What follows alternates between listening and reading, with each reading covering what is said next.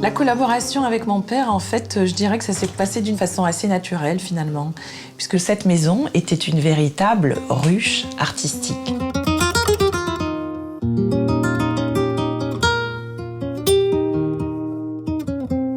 Les premiers disques de Manitas de Plata ont été enregistrés dans la pièce à côté. Il y avait des écrivains qui passaient, Michel Tournier qui est venu s'installer à côté à Arles, Picasso venait au Corrida, etc. Vraiment des peintres, des sculpteurs, César, Armand, tout ça. Et ça donnait une ambiance très, très particulière. Mon père travaillait tout le temps. Il a emmené ses amis dans son atelier pour montrer ses derniers travaux. Qu'est-ce que tu penses de ça ? Et voilà, c'était très riche, si vous voulez. Donc c'était beaucoup d'effervescence, beaucoup de poésie, beaucoup de création, une ruche artistique.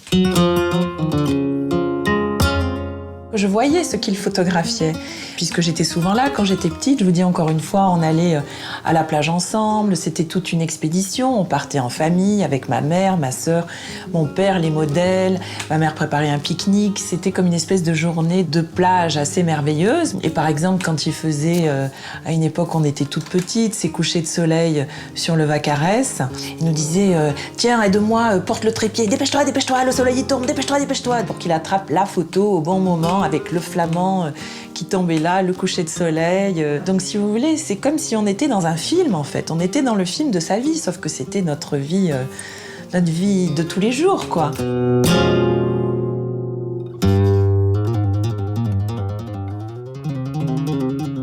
C'était sa vie quotidienne finalement. Les gitans faisaient partie de sa vie. Et il y a des photos d'une très très grande poésie dans cette exposition. Un petit gitan avec l'oiseau tombé du nid, c'est à la Roquette. Le montreur de singes, c'est à la Roquette. Voilà, ça faisait vraiment partie de sa vie. Qui est là? Oui. La ruche continue, hein.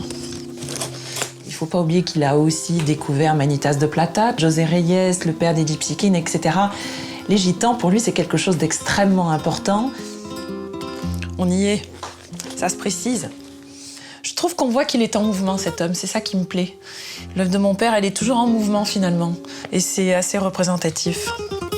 Ouais, je trouve ça bien. Je suis contente de la découvrir avec vous, c'est drôle. C'est une vraie surprise.